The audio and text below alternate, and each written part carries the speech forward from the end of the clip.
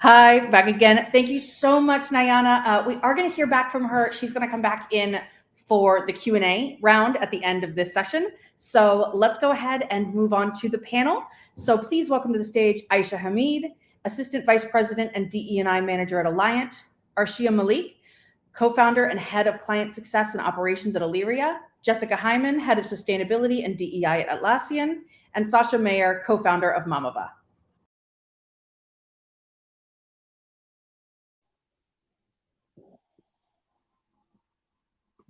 Awesome.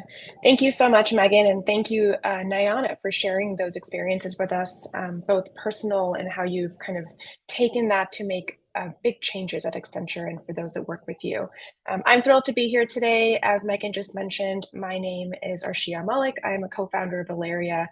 And if you don't know of us yet, we are an HR tech company that measures inclusion in the workplace. So I spend every day talking about making workplaces more human. I help our clients understand human experiences taking place in their spaces and help them make the right decisions based on that human-centric data.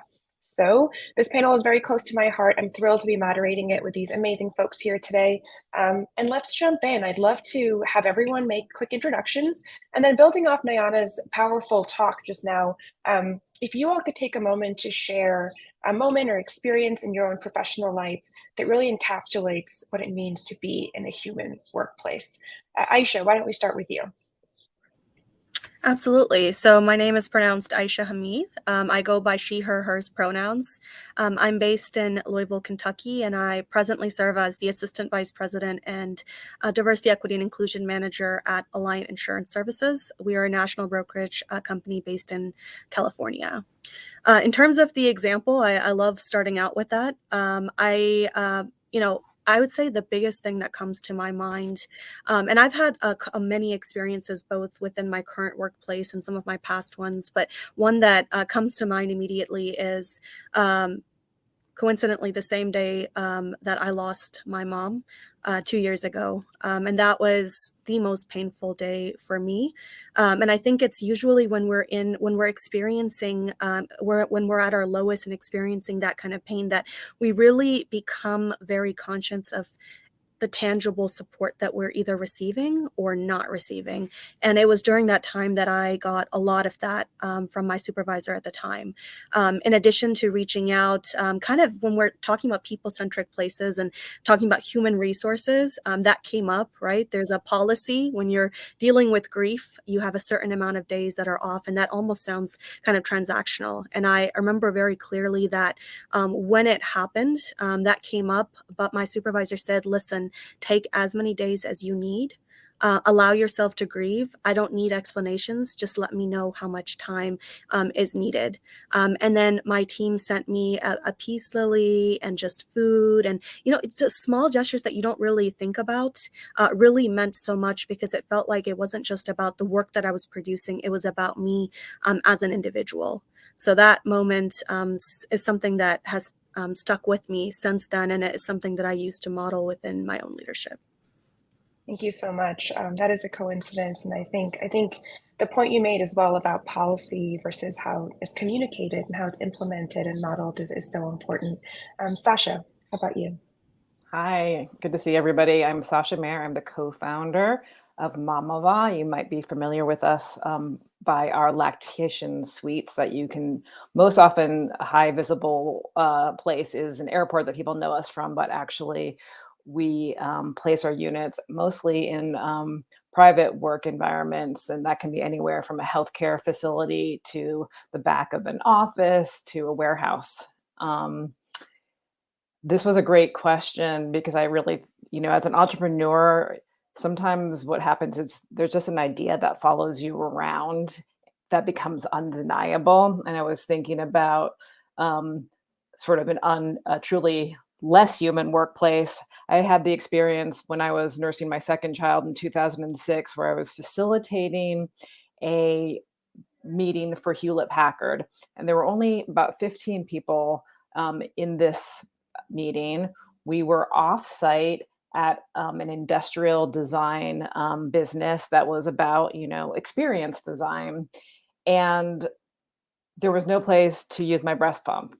And more interestingly, there was actually two other women in this group who I was sort of, not knowing them very well, saying like, hey, they're taking breaks at the same time I am. They've got that like very conspicuous black at the time pump bag. And it was one of the many aha moments I had around like, we're doing something to sustain human life. We're working on design, and there is no design for this thing. So I think a truly human workplace, takes in consideration all of your humanity. And that is just a story that came to mind, that it was, again, undeniable. This was not like a little side issue that I was personally experienced, that it was much more universal than I had realized before. Thank you so much. And I think, again, in all of these examples that have been shared so far, it ends up being an impetus or a trigger for us to take that forward and make some sort of change or continue to model some benefit we've received from others. So thank you for that. And of course, I'm excited to hear more from Sasha later in this conversation about incorporating design. All right, Jess, please jump in. Hi, everyone. I'm Jess. I lead sustainability and DEI at Atlassian. We make collaboration software. And Sasha, I loved your example. I almost have the other side of that story. Similarly, the first 6 months of coming back from maternity leave for me were wild. And I'm part of a generation that became moms, during COVID or just shortly after. And so we had the benefit of the flexibility of working from home, which really changed the nature of what it meant to be, feeding your baby while working. And while I didn't have to lug the pump around in the black bag and find a room somewhere, shout out to Mama Bub, because that is changing the game for sure for everyone that is. The flip side of that coin is that I was breastfeeding my baby at home in between meetings. And I have to say, like, nothing humane about that. Plug for 12 months mat leave for everyone. But it was so human. I was fully in both my mom role and my work role within minutes of each other, sometimes 30 seconds. And it was really tough. And I just could not appreciate my team more during that time. If I was needing to move a meeting because babies are not on calendar schedules the way our meetings are, they totally understood. I felt safe saying, hey, I'm not my best right now. Like, I didn't sleep last night, or this is a tough transition, and could just tell my team that I knew that. And I think that's a really vulnerable place to be, especially coming back from mat leave in that moment. And so for me, I've just never felt like I had a more human workplace, because I was able to have that kind of honesty with the team and the folks supporting me at the time. Amazing. Thank you. Thank you for sharing. I just popped into the comments for a second, and I just want to say really quickly, there's so many folks that resonate with all the experiences that have been shared so far, and are just, I just think it's just a really beautiful thing. And that's part of what we're doing here and talking about being human. Like, we're talking about these shared experiences as well as our unique individual experiences. And this is just really powerful. Okay, so let's build on this and dive a little bit more into what makes a human-centric workplace. And we are going to kind of go further into certain topics within that. So as much as possible, if you all could give a really quick high-level description of what it means to have a human-centric workplace, what those core characteristics of that would be. And Jess, why don't we just continue with you and you can jump in? Yeah, sure. Happy to. Often our founders talk about Atlassian being a place where people can really do their best work. But I think for that to be true, it requires a somewhat unique culture where the team really feels like they can express themselves and they feel like the company does care about them. And that creates an environment where you can do your best work. And I think, I've been at Atlassian for almost 8 years now. And so I've really gotten this sense of humanity that you feel there. And there's this sort of holistic way Atlassian has of thinking about the team, and that really manifests itself in our people programs. On the diversity, equity, and inclusion side, we've actually just launched our employee resource groups really in the last 12 to 24 months. And there's over 1,700 Atlassians involved now, which is roughly 10% of the team. And just that shift in being able to learn from each other and hear each other's voices and experiences has really changed the way, certainly, that I and others feel being there. You also see it come through in our benefits, everything from parental leave to fertility and mental health benefits, to even our foundation and the volunteer time that we get, which really allows us to contribute to the communities that we live in. I think it also just shows up in this sort of DNA in the company and the way that our teams interact with each other. One of our tools is Confluence, and that's enabled a blogging culture. And I love how Atlassians discuss what's going on in their personal lives. And in particular, really the very human challenges that they're facing. And it allows us to connect and humanize who we are. You know, I think Aisha said this, that we're not just getting work done, but that we are people that are carrying the load of what it means to be a human in the world. And I think all of that kind of coming together really builds this sense of trust, and that gets demonstrated through care. And I think we've worked really hard to create this culture where employees can feel that the company and their team really authentically cares about them. And I think that even translates to how our customers feel about us. Awesome. I completely agree with that through line between employee and customer experience. I think that's so important. Sasha.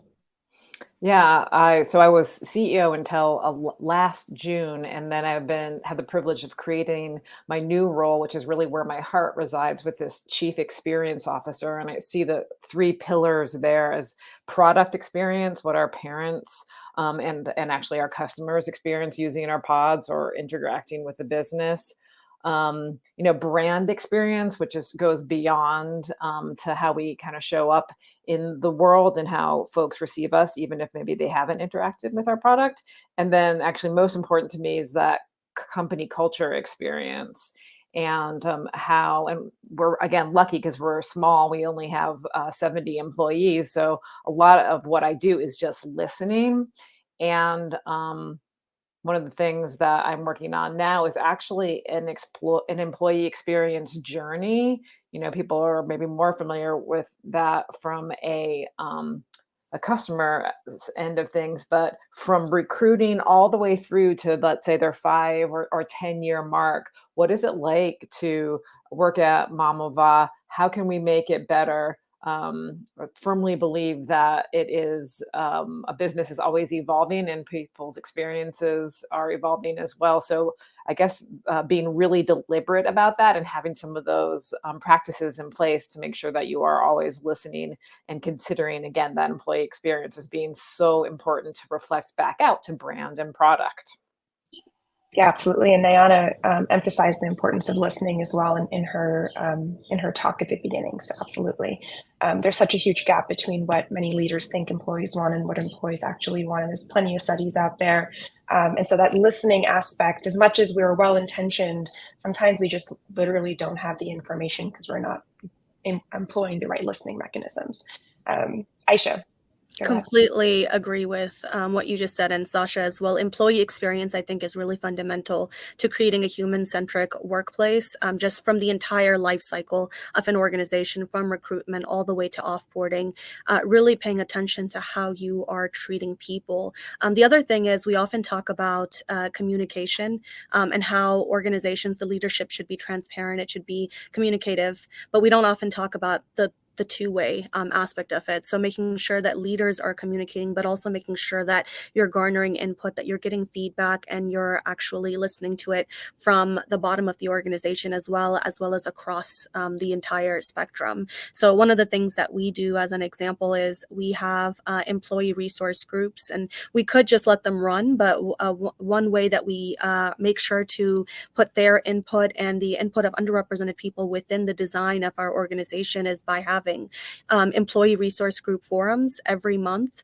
So we are really checking on the pulse of our organization by listening to what the leaders feel in a safe space where the conversations aren't recorded. It's just being, the diversity, equity, and inclusion team is basically listening to our employee resource groups, and they're sharing with us some of the major trends and concerns that are being vocalized in these different types of groups. And then we take the high level analysis in aggregate form and we share that with our leadership. So that way, those concerns are being brought up. So when we are making decisions and policies and procedures, and some of them that we've recently have been working on are very much shaped by the feedback that we've been receiving. So just making sure that that communication goes both ways, I think is really important.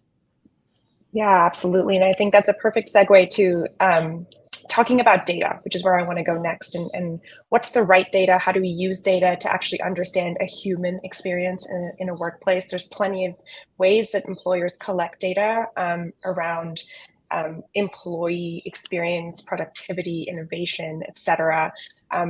But we really need to go a lot deeper. Sometimes it's not as nuanced as we actually need in order to make those decisions. So Aisha, can you just build on what you were talking about and focus a little bit more on that aspect of how you think data should be used in this organization? What sort of data is the right ones to collect when we think about employee listening, employee experience, things like that? So yeah, I can talk about data for a lot longer, so I'll keep it short. I'd say a couple of things. One, I think it's really important to move past just percentages. When you're talking about we have this percentage of women in our organization, this percentage of racial and ethnic minorities, I get the understanding of it from a brand development perspective and from a recruiting standpoint, but you're reducing people to numbers. And so I think it's really important to look at your data very holistically and be proactive with some of the issues or concerns that might be coming up into the workplace. And so what that means is looking beyond just what the overall composition of your organization is, or even looking at the representation. It's actually looking at your attrition reports, and not just the number of people that are leaving, but also what kind of people are leaving, how many women, how many racial and ethnic minorities, how many LGBTQ people, all the different communities, which people are leaving, which offices are they leaving from, which regions, which departments, right? Trying to understand like where is the pain points within your organization, I think is really important, because that way you can be more proactive in intervening and creating initiatives to combat some of the issues that are coming up, or to make the policy or procedural changes that are needed, or training the leaders. So I think that's a really big piece, is to be more proactive and look at data differently in that sense.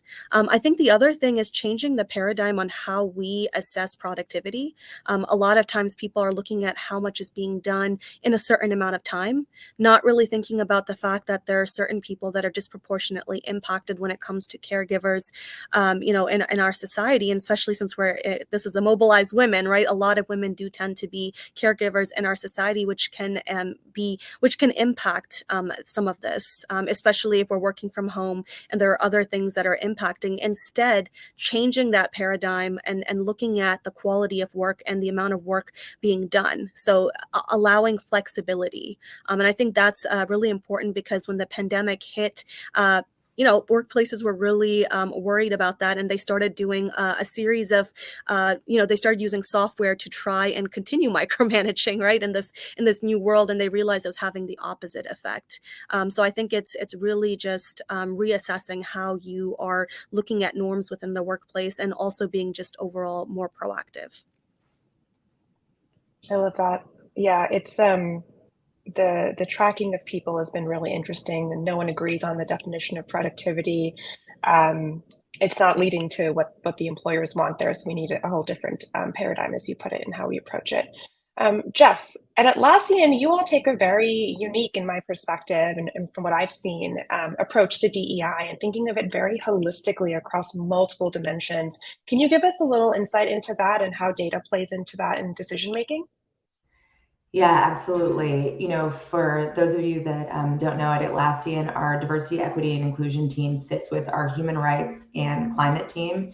And all of that comes together in terms of data and reporting and disclosure in our annual sustainability report. And so that matters, because when we think about kind of what data we're tracking, we're using a consistent method across all of those issue areas. And we always start with a big, ambitious goal that's sort of long-term in nature. So we use key performance indicators, and those are in our annual disclosures. And we've kind of put a flag in the ground of here's where we're trying to get to, but it has a level of ambition that makes everyone a little bit uncomfortable, and it's not something we can do in 1 year. And so then we kind of cascade from that and say, okay, what would progress look like in a 12-month period? And that becomes our metric or key result for the next year that we're going for.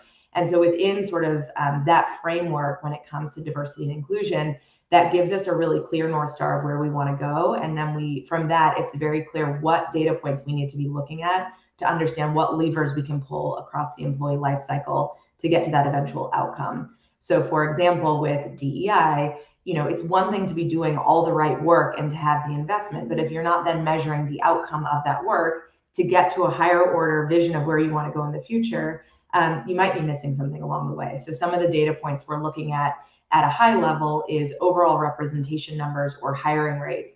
But what sits beneath that is also understanding, as Aisha said, our attrition rates or our program outcomes, which tell you something about the equity of people's experience at the company. And then looking at employee engagement scores, which I think I saw some of the comments coming in, tell you how people are feeling and where there are differences in experience at Atlassian. And I think that then gives you this feedback loop of, regardless of what work you're doing, what is the impact of that and how's it going? And it requires this kind of sobering conversation around like where you maybe aren't getting the outcomes that you were hoping for. And the big benefit I've seen in doing that, or the biggest win, is that sometimes progress isn't linear. And when you're able to show, hey, we're not getting the outcomes that we wanted, that is the galvanizing moment for leadership to get more involved, have greater accountability, provide a greater investment, and having that connection back to the external disclosures, I think, again, matters on the governance and accountability side. I love that. I think becoming uncomfortable or becoming comfortable with being uncomfortable is really important. Not needing to be like, we got to get this done in 3 months, even if it's all we get is the check mark off out of it.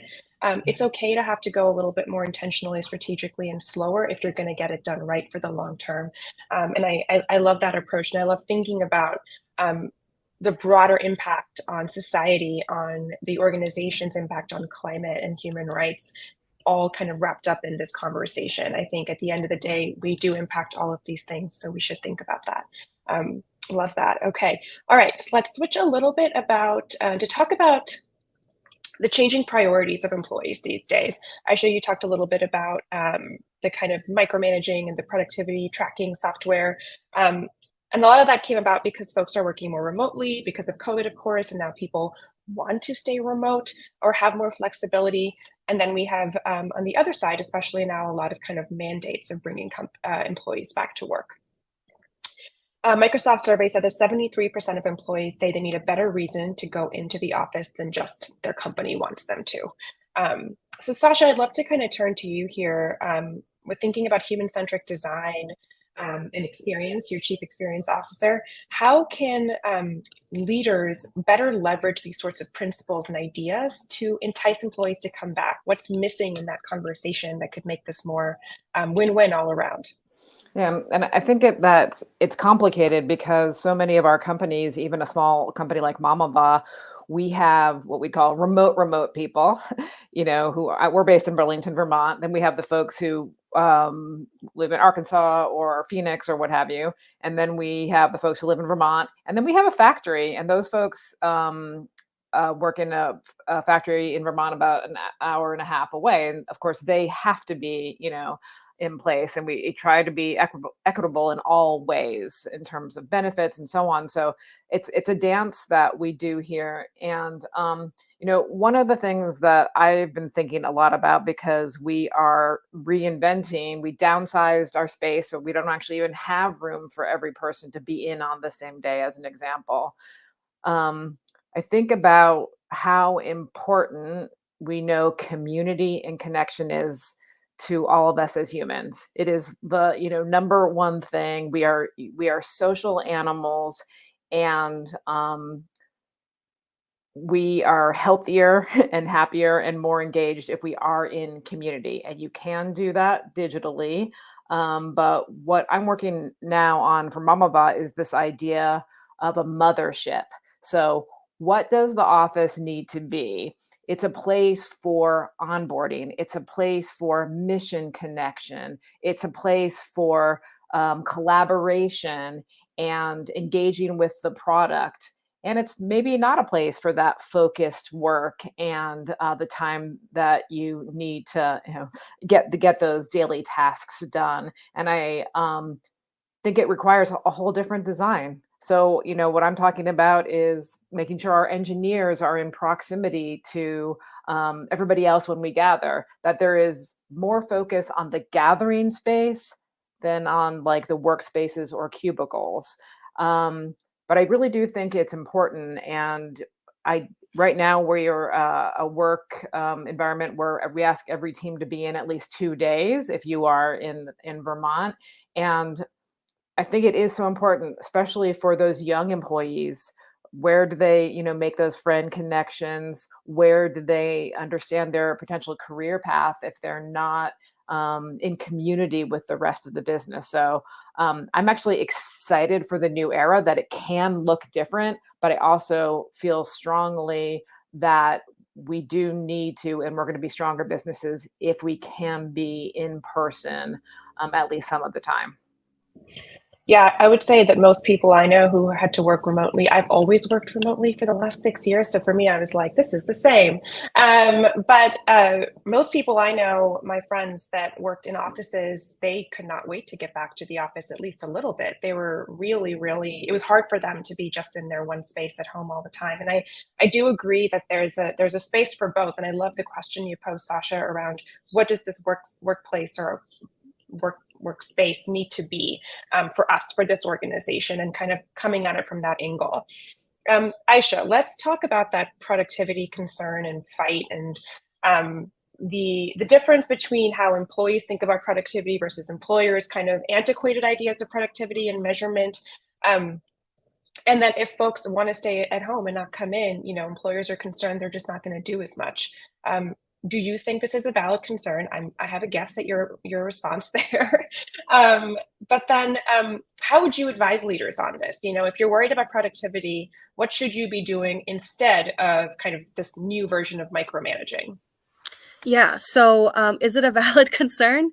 No, I would say it's an understandable concern, and understandable only in that it's difficult from a change management perspective for us to move away from the norm of how we typically do things. So I think that, that micromanagement is something that's been normalized in the workplace, like paying attention to hours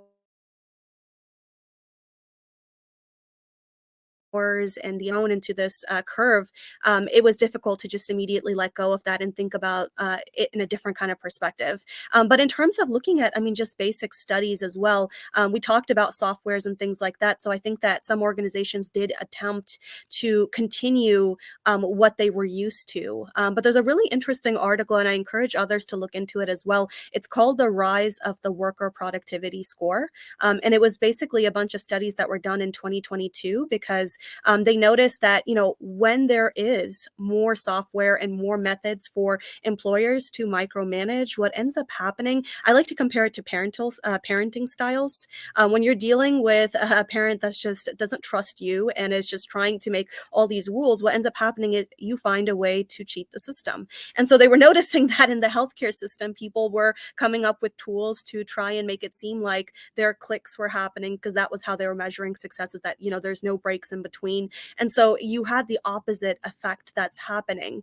And I think the other thing is, a lot of workplaces, some of them started, there was some evolvement happening where workplaces like, okay, we can try 2 or 3 flex days where people can work from home. So I think there was already sort of a movement that was starting. And I think that the fact that we continued running as a society and as organizations, even with everyone out for a little bit of time, should speak for itself. But if it doesn't, and if people need a way to measure this and just to be fully satisfied, and especially, Urshia, if we're looking at that percentage of how many managers and higher leadership feel about how productive people and teams are versus the teams themselves, then one method that you can use is actually piloting. So you can look at one control group where you are you're micromanaging or using that software, and then one group where you are not, and you're looking at the success parameters are different. You're looking at it in a different kind of way, and you're looking more so at the quality and the amount of work that is being completed versus the time it's being completed in. And I think that's a really great place to start. There's an organization called Diversity and Flexibility Alliance that's helped and actually has data around doing some of these methods. And it does work, is that when organizations have these groups, and I think it's a little bit less threatening for them, right? It's such a huge change, but if you just say, okay, let's just pilot it to a small group within a specific organization, and then you see that the productivity is just as high or even higher in some cases, is what research shows. I think that makes a case for being able to, do that at scale without that level of micromanagement. So it kind of changes that organization over time without people feeling threatened threatened or scared of that particular area. So I do think that again, it's understandable just given what we are dealing with, but I think that based on the research and the data and the fact that we all underwent it for a time period, I think that it's the proof is in the pudding. And then also, if they are trying to figure out a way around it, then I suggest a something that's in increments, doing something that's in smaller and then doing it that way. I love those tips. I also just wrote down, I think I've read that article that you talked about, but I did write down the Diversity and Flexibility Alliance. Haven't heard of them. Yeah, absolutely. And I know there's been a couple of comments around folks that are immunocompromised or couldn't participate in workplaces due to their disability in the past. And turns out they could work just fine now that they have the ability and access to the spaces that are best for them. And so I think, and this goes back to Sasha's point as well, I think in general, we're entering this new era. People are kind of freaked out, figuring it out.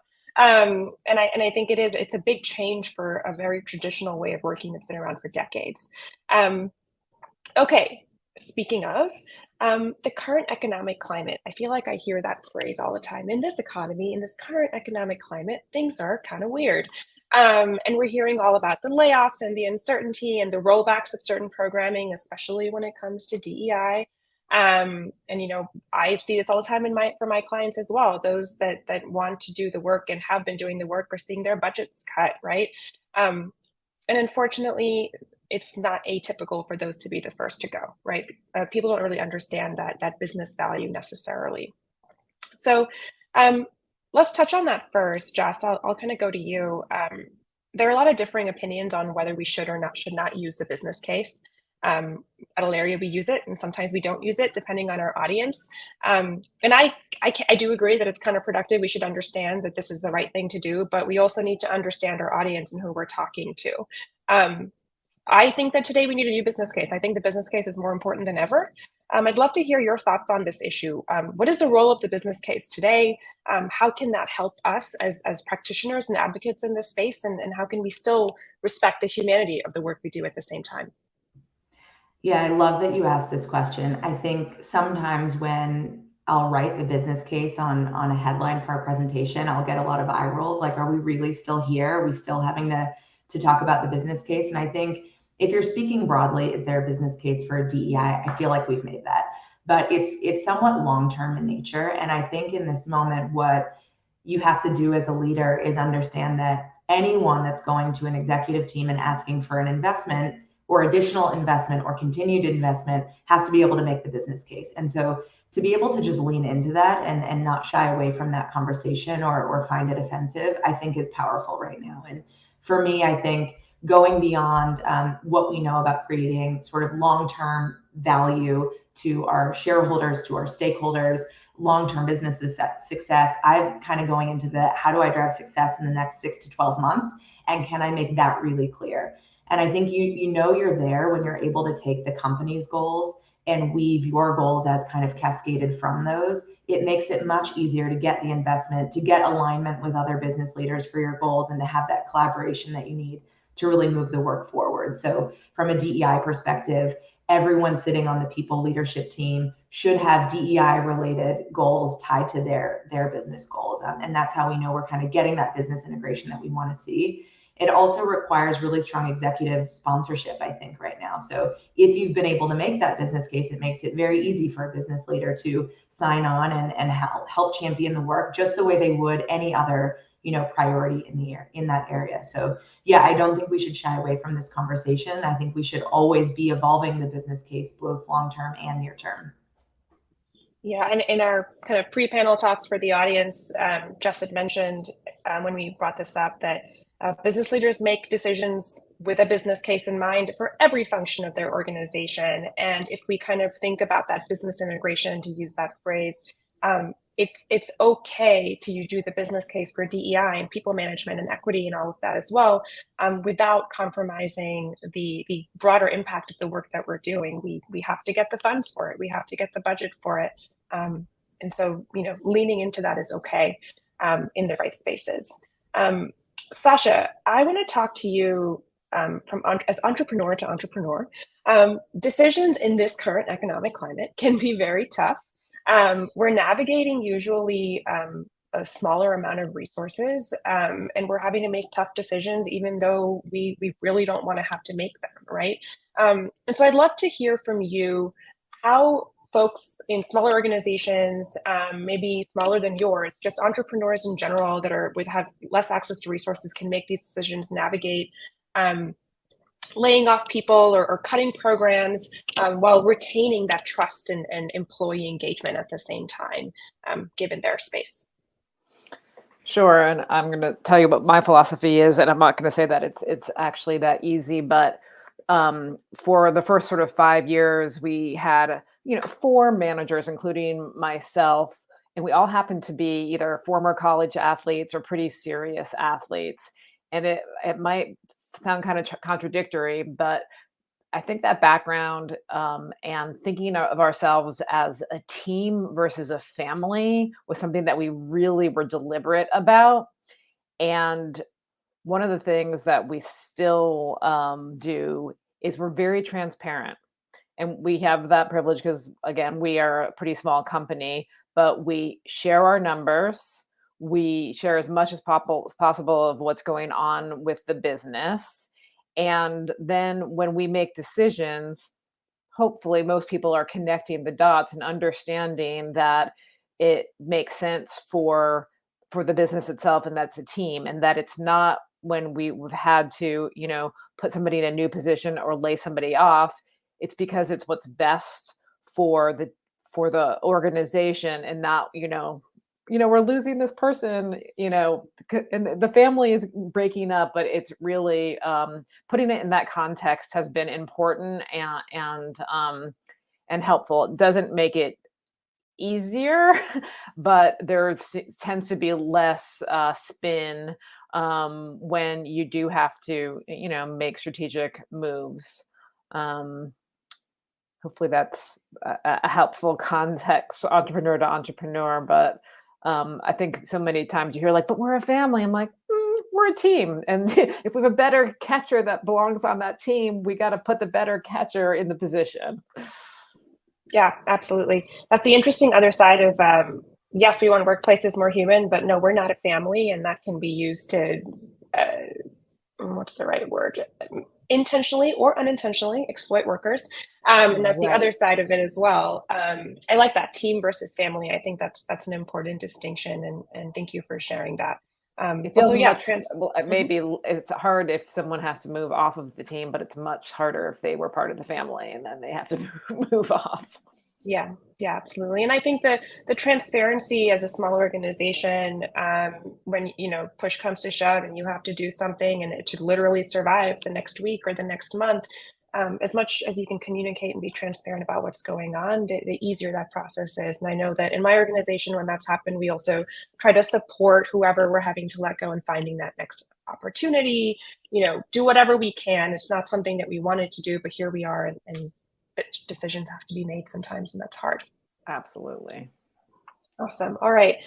We have about 10 minutes left before we switch to Q&A. So for this last part of the panel discussion, I want to kind of harken back to something that Nayana was talking about in terms of the role of leaders and other stakeholders in this, in an organization, how they can promote inclusion, how they can model it and enable that kind of more human workplace. So Jess,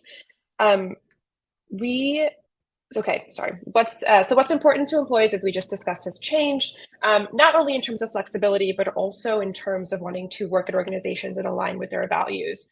For those who haven't seen, the Edelman Trust Barometer comes out every single year, and that number is just ticked up every single year in terms of wanting to see CEOs take a stand, work at organizations that align with certain issues, and that's increasingly so for the younger generations. So with your focus on human rights and climate and all of this together, how do you think that really plays out in creating a workplace culture when you're talking about all of those things? What have you seen that works well, and how are they related? Yeah, I love that you mentioned the Edelman Trust Barometer. We keep a close eye on that as well. And Atlassian has actually done some of our own research that has really underlined, particularly employees in the US and Australia are actually willing to leave an employer where their values don't align. So it's not just that people care, but they're willing to do something different because of it. And I think that's a bit of a step change. The interesting thing now is that companies are having to figure out, okay, what are the issues that I'm going to take a stand on across things like climate, but racism, access to healthcare. There have been so many new issues that have popped up, and I think without a really clear framework for what issues to take a stand on and what your position is going to be, it can be a tricky territory to navigate. And I think it's not just tricky because you have to pick the issue, but it's tricky because it is not enough to just say something once. And I think this comes back to your question around how does this influence culture? And I think leaders in this day are in a position where they need to be really clear about what issues they're taking a stand on, why that issue is material to the business. And this comes back to kind of business case and that broader sustainability strategy, but then how they're not only going to take a stand, but have this kind of consistent drumbeat over time where they can back that up with proof points for how they're taking action. So it really does require this deeper investment. I think for Atlassian, we saw this in the early days of starting our sustainability program, and that was sort of the genesis of it, of like, let's not be in crisis response all the time. Let's have a really clear framework that helps set the issues that we're going to be really bold on and put public goals around them, and then spend the next decade, showing progress. And from a leadership position on our executive team, they have to use their voice to stand up for these issues and be the change and really put their weight behind them. I think a good example of this for us was, with Dobbs, not only did we have our clear set of issues that we were focusing on, but we also had a process for keeping our eye on emerging issues that we thought would be coming down the pipe. And so when that came out, immediately we had a policy that would cover $10,000 per employee and $5,000 per companion for out-of-state abortions, which was just really a way of extending the benefits that people already had. And being able to do that the minute the ruling was handed down really showed to employees that it's not just that we care about diversity, equity, and inclusion and that we're saying it, but we've got our eye on how the landscape is changing, how employees may be affected, and we are making sure that we have that care and coverage for them, and that they know that Atlassian is a place that they can rely on and trust. And so that's what I mean by that consistent drumbeat over time and kind of really putting your money where your mouth is as a leader. Amazing. Love that. Yeah, in 2020, after the murder of George Floyd, there was all of the statements and all of the commitments, and Cheryl Dorsey, formerly of the Plug, I think the Plug was shifting, started tracking them and whether or not anything was done about them. And lo and behold, the majority, nothing was really done. So you're not being in crisis, but actually paying attention is really important. I like that framing. Aisha, let's talk about middle managers really quickly. They play a very, very, very important role in between the executives and the kind of rest of the employee base in terms of actually implementing policy and implementing commitments and so on. And they're often stuck and also the ones that are the first to blame when things go wrong. How do you see this evolving, this role evolving? How can leaders better support middle managers? And do you have suggestions for organizational models that kind of avoid some of these traps?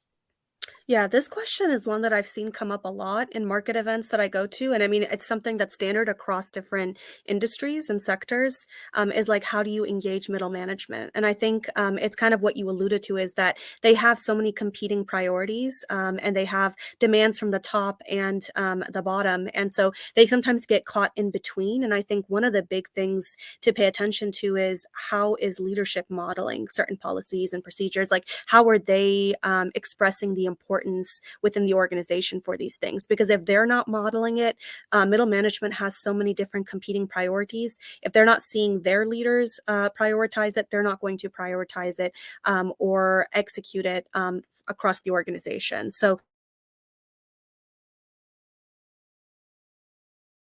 that's one across different parts of the organization. And so making sure that there are some spaces for middle management to also give feedback. Sometimes it's just a matter of bandwidth. There's only so many middle management, and there's so many people that they're overseeing. So sometimes it's a matter of bandwidth and maybe thinking about restructuring that part of your organization. But oftentimes it's also, sometimes in organizations, managers become managers without getting that proper training, right? They get that just based on their productivity productivity levels, however it's being defined. And so they're not entirely sure what that means or how to create that employee experience. And so making sure that there is a close conversation with learning and development within your organization, whoever is managing that, to make sure that there is curated and specific training for managers to help them with these areas, I think is really important as well. And then streamlining things. I think once things are formalized, there's communication from the top that it's a priority, that overall impacts it as well. In terms of evolving, I think it's going to be difficult. I think these conversations continue happening, and I've seen the same conversations happen for the last few years. So I think it's a matter of people, the models that I've seen work, and I wish that there was just some kind of formula, because then I feel like we would all have cracked it by now. But I think that the models where it does work is typically where there's a smaller ratio between managers and the people that they're overseeing, because there's more ability for human interactions, more time, more bandwidth. Obviously, not organizations can do that. So when that's the case, I think some of these things and making sure that there is that clarity and that time for them to provide their input is really going to be crucial in changing the way that things are currently being done with middle management. Yeah, absolutely. I also love the idea of making sure L&D is part of this conversation all the time. When I work with a client and they bring their L&D team as well to the meetings, I'm just so excited and happy, because I think that their DEI doesn't need to be pigeonholed. This has to kind of go across the organization, business integration, a lot of the kind of things that have come up today. Sasha, we'll end this section with you before we kind of hop to Q&A. But I from, again, an entrepreneurial mindset, when I talk to startup founders or people in smaller organizations, it's really hard to think about this work immediately. They're like, that's when I have 100 people at least, or 200, or I'll do kind of the bare minimum right now, but I really can't focus on this and think about it. When do you think it's the right time to start thinking about this? And how can you, what sorts of things can you do immediately when you're starting a company to sort of immediately kind of embed the sense of inclusion and the commitment to inclusion and DEI? Yeah, so we, my co-founder Christine and I, met at the design consultancy where we worked, and so we got to be inside a lot of little and big companies. So we got to pick what we knew was bad and say we're never going to do it that way, and what we loved about how other organizations did it. And frankly, we had a set of company values. We had a benefits and employee manual before we had our first employees. That was so important to us. It's, it's what our, business is all about. And I do think that it's important to have those, go as you begin, right? So have those from day one, because they set the foundations for the people that you'll be recruiting, for the behaviors of an organization. And, I think you can do incremental things, right? So at Mamba, we don't have a foundation yet, but we give a certain amount of our pods away for free every year.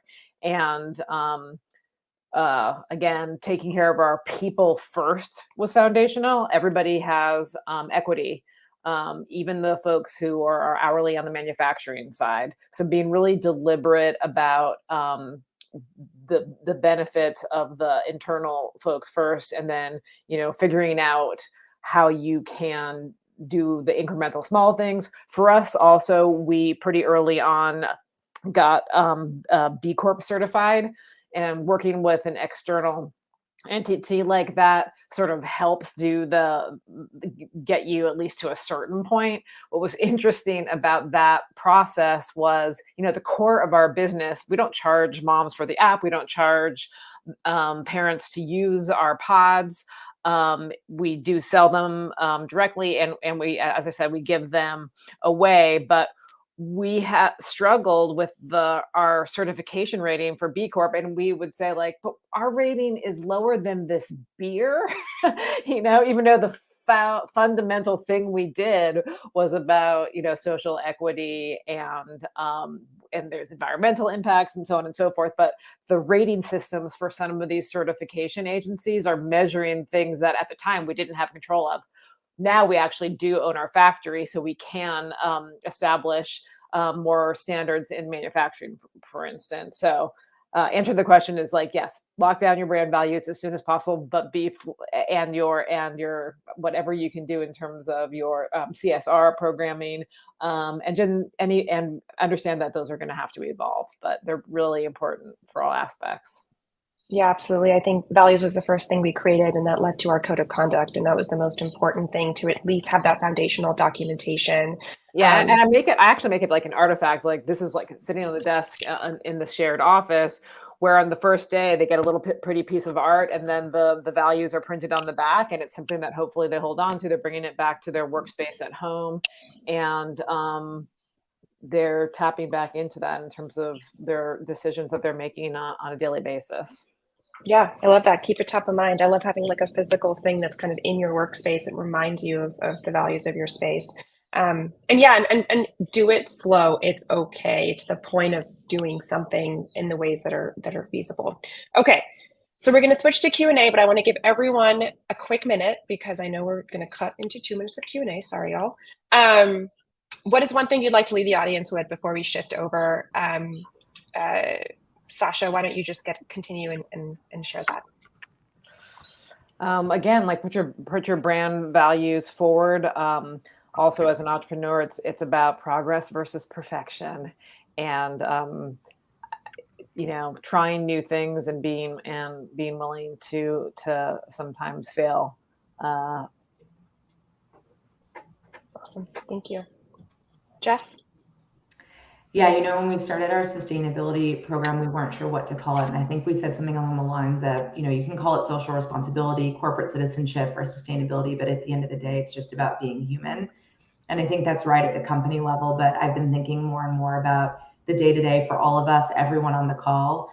I think that so much of this comes down to how we treat each other, like the person that you're on the phone with, someone that you manage, your manager, a team member, and just bringing a authentic care about that person genuinely. And someone on my team started this thing where she always says, "I appreciate you."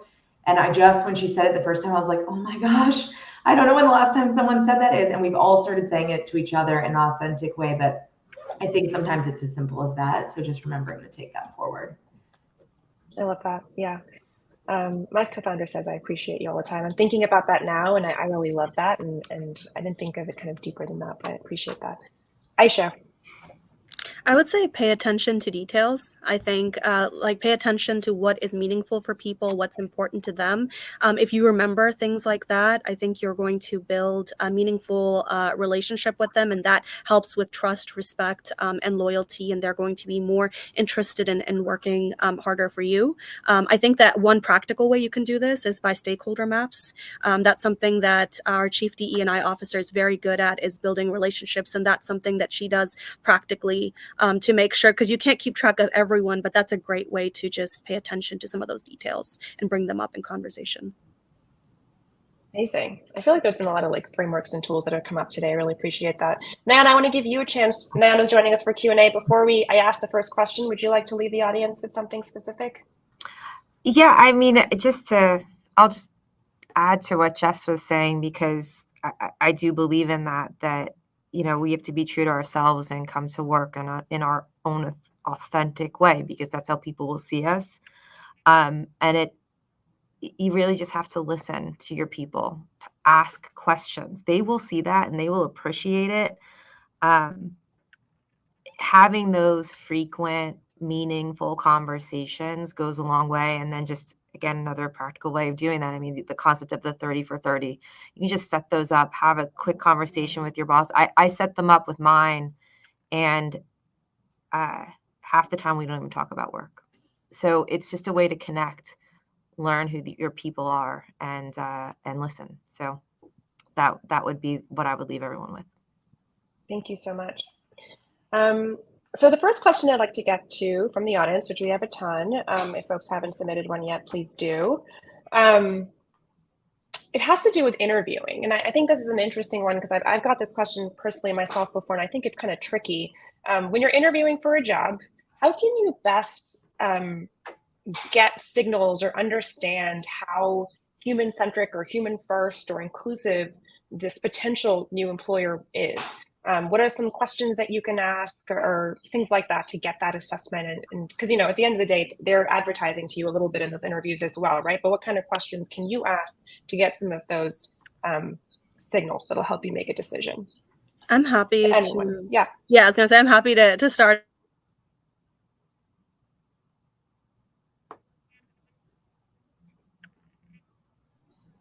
attention to how much they're investing in their people. So the questions you can ask without getting into tricky territory is just, you know, what kind of development opportunities do you provide your employees? What kind of support services are accessible to employees? You know, if they have a DE&I presence that's on their website, inquire about that. How do you support, if they're talking about employee resource groups, how are those supported? How many people are engaged in that? So that way you're not like kind of pressing them or coming across as interrogative. It's based on things that are already on their site. So I would do obviously background research on what's on their sites, whether or not they have a DE&I team, a CSR team, things like that. That gives you an indicator of how much they're willing to support. And then if you get obviously towards the final rounds, I would ask about the benefits, like how inclusive are the benefits, without asking that, right? Like what kind of flex policies do they have, if any, et cetera. I can add a little bit to that too, because I 100% agree.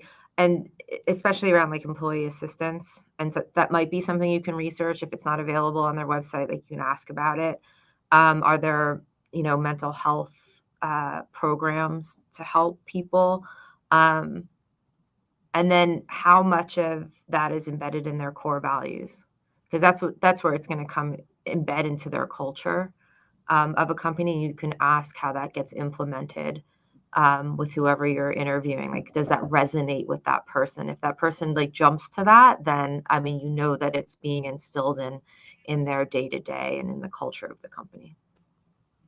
I saw this question and I thought it was compelling, and because as an interviewer, I always ask, telling me about a really great manager or mentor that you've had and what that relationship was like. So when I read that question, I thought, ooh, asking that question of the person that's hiring you and potentially that person who will be your manager, tell me about a great managerial relationship you have. What are the aspects of that relationship that makes it work well? And I know that you can research a lot of the other things, but those kinds of human interactions and chemistry and expectations, I think it would be wonderful to hear that from somebody I was interviewing, because it would challenge my way of really thinking about that process.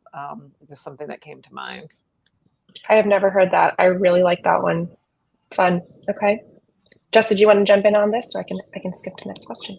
Yeah, I love this question. I think to Sasha's point, the questions that an interviewer asks can sometimes be a signal of what's valued. But the other one that I would point to is how success gets measured or how performance gets measured in the company. And if values and teamwork don't come up as part of that, that would probably be a flag to me. And that's something that Atlassian has stayed really committed to in the way that we think about performance assessment and setting goals and expectations for the team in a really structural way. Is that, yeah, values and contribution to team have to be core to that. Absolutely. Awesome. Great tactical tips there. I hope folks were taking notes. We probably have time for one or two more questions. So this is a good one.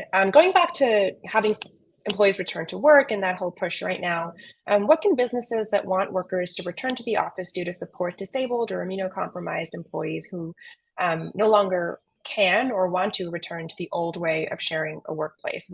How can their needs be met in this new era that we're navigating? Yeah, for anyone, jump in. I can kick off if you want.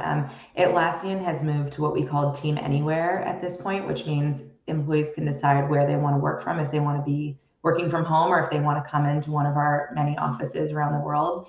And I think because of that, we need to find ways of bringing everyone together at certain points in time so you can spend time with your team. And we do that through intentional togetherness. So I'd almost expand this question to say, it's not just about how you think about accommodation in the office, but how do you also think about accommodations when you're bringing people together outside of the office? And I think asking the question of, hey, what do you need? to be able to join this event? What do we need to have accessible for you? And then also having the services to put behind people so that you can deliver on those accommodation needs. I love that. I think that goes back to something Sasha was saying earlier as well, right? We still need to be gathering in certain ways. So at those moments of gathering, what does that look like? Awesome. Any other thoughts on that? All right, we can jump forward. All right. So employee experience, this is another question. Employee experience is highly impacted by the emotional intelligence and leadership skills of their direct manager.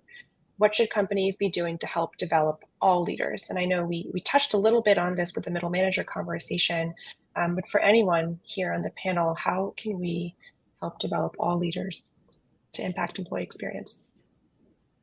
I think paying attention to skills gaps is going to be really important. You can survey, or you can do it in a variety of different ways of having conversations in cohorts to figure out what are some of the skills that are missing at different levels within the organization, whether that is an executive, middle management, employees on the front lines, and then use that to be more strategic between HR, DE&I, if you have that, L&D, working together to create programming or workshops to fill those gaps. And that's something similar to what we did, is paid attention to what are the primary gaps in skills that are coming up, and then developed very internally based, curated workshops or programming to address those needs. Other thoughts on manager development? I think, add on to something that was said earlier. If you hold your managers accountable for, diversity and inclusion objectives in whatever formal performance assessments that people do, or how you measure your accomplishments, then it's sort of like just part of your everyday culture. I know for us, we all, as leaders, we all need to have these documented, and we're assessed on them every year. So it seems a little formal, but it does help instill that and train up your managers to have that approach and how they lead their people. At business integration again. I think that's important. All right, we have 2 minutes left. So I've been kind of unsure about bringing up this question because I think it's a whole can of worms, but we'll try to see if anyone has anything quick to say about this. Does anyone else think that the problem around productivity is that those goals are unreasonably high and based in patriarchy, since cis men don't menstruate, have babies, etc.? Maybe the goal shouldn't be to maintain productivity while working from home, but to lower productivity levels overall. Productivity meaning that's measured by capitalistic GDP statistics. I think I just want to say that I think that I'm still thinking about what that would mean. So if anyone, I think that the point here is like, what is productivity? What is that changing idea of productivity? How can we think differently about a person's productivity in terms of their workplace? So does anyone have any thoughts or kind of off the top of their head around that question before we close off? I love that question. And I think measuring productivity, we've talked about it, and I think there have been some studies done around if you are a breastfeeding parent and what that actually contributes to productivity as one example. And I think, yes, looking again, it's like, we wouldn't have, sustaining the human race. We wouldn't be where we are. There would be no economies without that happening. So I don't know how you move forward on that, but I think measuring it in some way is a place to start for sure. Yeah, definitely. I can jump in here too. I love the spicier, tougher questions. One thing that we've been talking about on the team lately that I think is along these lines is just the word efficiency, which is coming up a lot in parallel to productivity.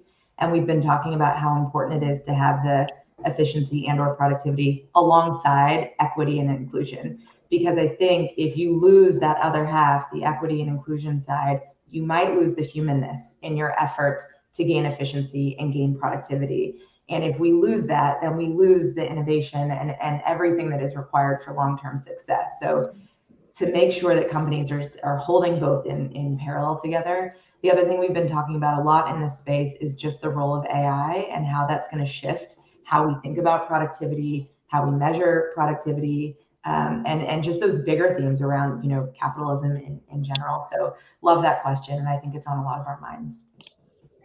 Absolutely. Thank you so much. And thank you all. That concludes our session, I believe. Thank you to the panelists. It was an honor to be here with you today. You all shared amazing things. I took some notes, and I hope you all enjoyed the conversation. Thank you to Ellevate. Thank you for having me.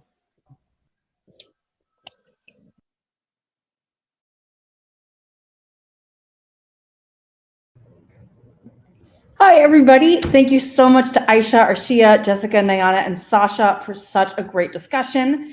At Ellevate, we understand the importance of building cultures that engage employees, give them purpose, build trust, and encourage them to stay and grow within the company. That's why we work with our partners to be there as a safe space for their employees to meet others, get diverse perspectives, and continue to grow in their careers. If you'd like to learn more about our work with companies, you can reach out to Allison, who leads our enterprise team. Her email is going to be in the chat. Before we jump to the next networking session, I'd like to thank again our sponsors for all their support and all of you for taking time out of your day to have these important conversations. Thank you to Accenture, RBC Wealth Management US, Alliant, ABA, Diageo, DTCC, Mamova, National Grid, New York Life, NFP, Robinson & Cole, S&P Global, Sun Common, and Tend Academy. And it is now time for our second networking session. If you missed the first one, you can navigate there by clicking on Speed Networking on the left sidebar, and you will automatically be paired up with a fellow attendee for some 5-minute conversations. We'll see you back here on the main stage for The Personal is Political is Business at 3:30.